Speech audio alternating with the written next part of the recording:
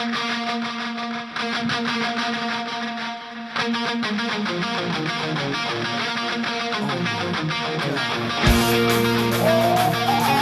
que antes de Guns N' Roses pasaste por 19 bandas, después de Guns N' Roses tuviste tus proyectos solistas, también con Revolver, con Neurotic Outsiders y haciendo un montón de colaboraciones y ahora Loaded.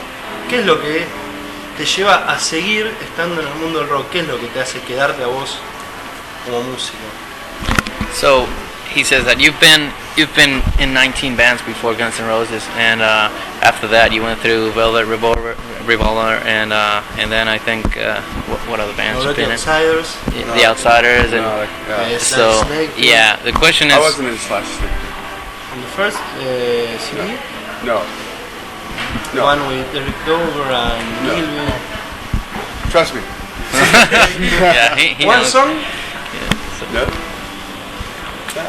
No, I made my own record that year. Believe me, yeah. Yeah. No, not Slash Snake Pit. I think when Snake Pit was happening, that's when Neurotic Outsiders was happening at the same time. Matt Sorum plays in both records at that time. Yeah, I don't know. Actually, you know, I think Snake Pit, they did their record in 94, 95. 95. So, Oh, you got it all. Yeah. You are in the credits for one song, Bigger and Hunger song.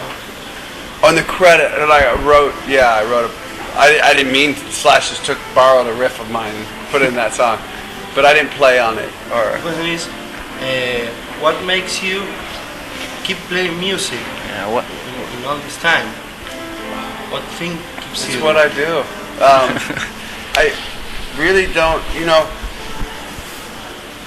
I've divested my life with other things. Went to school, got a business degree, met my wife, had kids. I write 2 columns one for Playboy and one for Seattle Weekly. I do other things for Economic. sure. Yeah. About economics. Yeah, I do other things, but one thing I've learned over these years is the one thing that makes me feel like a whole person is playing music. That's all I've ever done since I was like 10, and it's still my passion. I don't know why it's still my passion, or why I still have a passion for it, but I do. And I look at guys that I followed from like Iggy. And I mean, that guy's better than he ever was, you know, now. And I think the Stones are still doing it. They're much older than I am, different thing, but I don't know, man. This is what I love to do. It's kind of simple.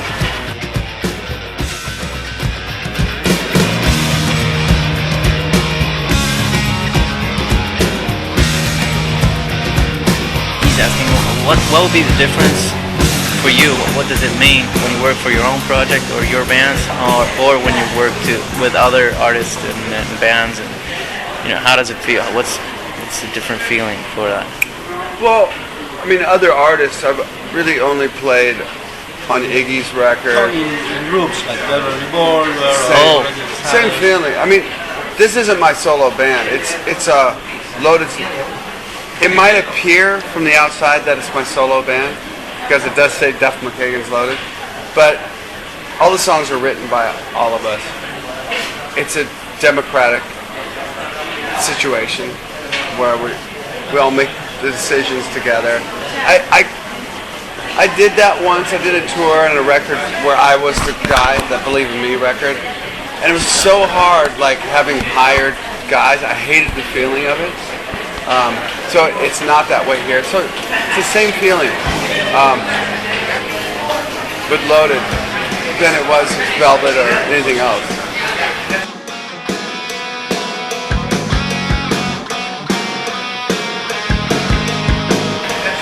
¿Cómo repercute en ellos el tema de lo que es los discos ahora por internet?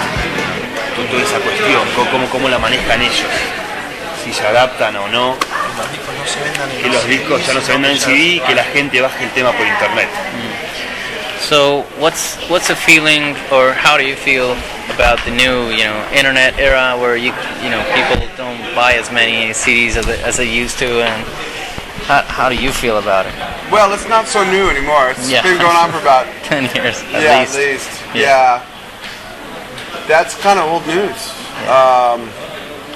Bands haven't sold records, artists haven't sold records like they used to for 12, 13, 14 years. So we did it differently. South America, you can't sell T-shirts because they're bootlegged here, so you don't even try. So you try to make as much money as you can by giving your music away and attracting more fans for them to come to your shows, so you get paid more at the shows. Yeah.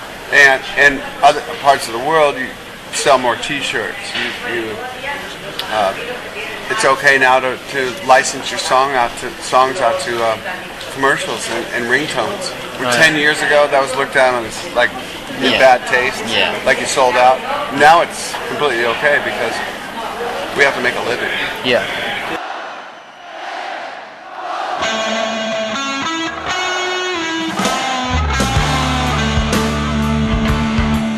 Recuerdo que tiene de las anteriores visitas, qué expectativas tienen con esto, con el show de mañana, con el del viernes, con el del sábado, Con las anteriores visitas. las anteriores visitas de la Buenos Aires.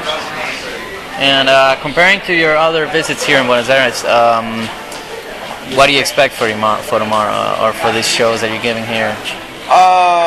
Well, I've said it before in interviews. My two favorite places on the planet to play are Buenos Aires and Glasgow, Scotland. The crowds here and the crowds there. What's the other place? Sorry? Glasgow, Oh, Glasgow, yeah. Scotland. Yeah. Are just, for whatever reason, there's been a kinship for the type of music, type of rock and roll I play, and the listener's ear here. And I think it's going to be great. I mean, I don't know how many people are going to show up. I have no idea. But I know the people that do show up are going to be way into it. Yeah. I'm sure about that. ¿Cómo va a ser el show? ¿Va a mezclar temas de las distintas agrupaciones en las que él participó? ¿Va a ser un show más relacionado con los discos nuevos de él, con el disco nuevo de él que sacó este año? Alright, so are you gonna play like songs from your past bands, or you're just gonna play? Yeah. You're gonna play a little bit of yeah, everything. on the headline sets we do. Yeah. Okay. Yeah. What's the difference between the show, the personal show on Friday and the show on the festival? Well, we play shorter. So when we play shorter, we play more loaded material. When we play a headline set, we play for an hour and a half. And we play 22 songs, and it runs the whole gamut. But it's funny. We played a show a couple weeks ago in Newcastle, England, and we played So Fine, which is a gun song, in the middle of the set. And our audience for Loaded is so young, they didn't know the song. Really? It was like, the silence. It's a hit. For me it was a hit. Yeah, but we're older. Play it on Friday, please.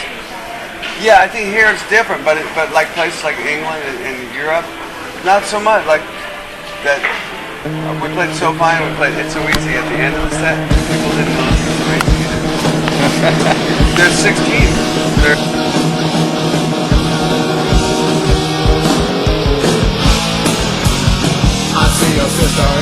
Yeah. He's asking as if it was, as a fan he is, why did things ended the way they ended in Guns N' Roses? That's a hard question, I think. Such is life. Yeah. There's no one reason. Yeah. A million reasons. You heard the last record, Axel's last record? Yeah. It's great. It's a great It's record. different. That's your opinion. Yeah. You asked me what I thought. Yeah. It's great. You keep on talking with him? I'm friends with everybody. Yeah. We were young, man. We were young. We couldn't keep it together as it was, and that just happens, man. you move on. What I've found is, you know, for me, Guns N' Roses was just part of my life. It's not my, and that was a long time ago now. Fucking 16, 17 years ago. Yeah. It's a long time ago. You know, I've had a whole new life, you know, had a sober life since then, and my so for me to like, I don't mind talking about Guns N' Roses, but some people, especially guys like our age, I think there was a lot of romanticism about what that band was, and really we just played we played a bunch of shows, we sold a lot of records, but we were only together and popular for about 4 years. Maybe. We weren't popular in 80s. No, that's when the record came out, but that record didn't blow up until 88. And then we took the year off of 89 and half of 90 to make Illusions, so we weren't even touring. Then we went out and did the Illusions tour, and it was over. So it was a very small part of my life. It was just a lot. We sold a lot of records, and a lot of people came and saw us play. Was I busier than I am now? No. I'm clearer now. I know what's going on around me. Things were happening really fast, and it was the first time those things were happening to me. Yeah. How old were you at that time? Record came out, I was 22. Right. That was and it blew up, I was like 23 years old, you know. So lots going on, drinking a lot, doing a lot of fucking drugs, and you know. Yeah, we know about that.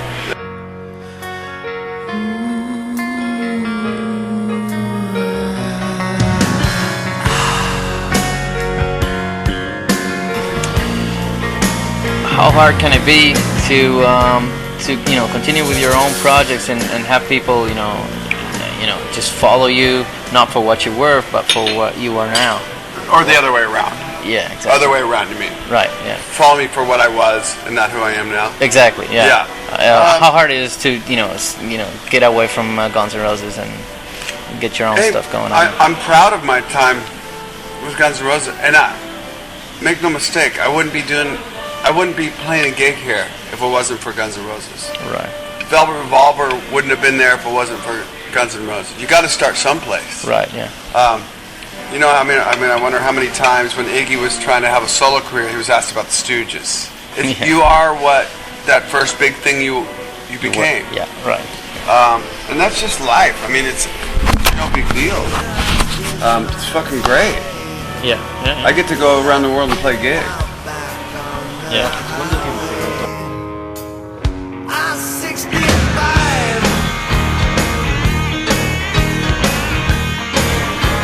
Tiene como para el año que viene. El disco lo editaron ahora, está la posibilidad de salir, o sea, empezaron la gira mundial. ¿Cómo sigue la cuestión en 2010? And what's your plans for 2010, for next year? You just finished your record, and where are you going from now? Well, I don't make plans that far in advance.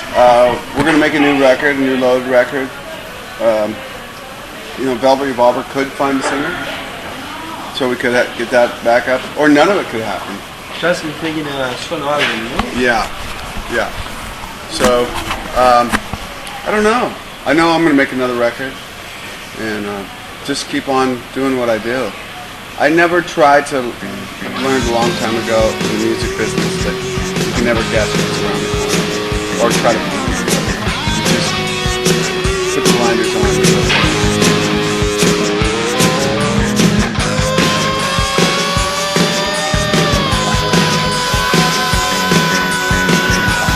La idea. Oh shit. Like the idea? Like the idea? Oh. La idea. La idea. Idea. Fija. Idea Fija. This is Duff McKagan, and you're listening to La Idea Fija.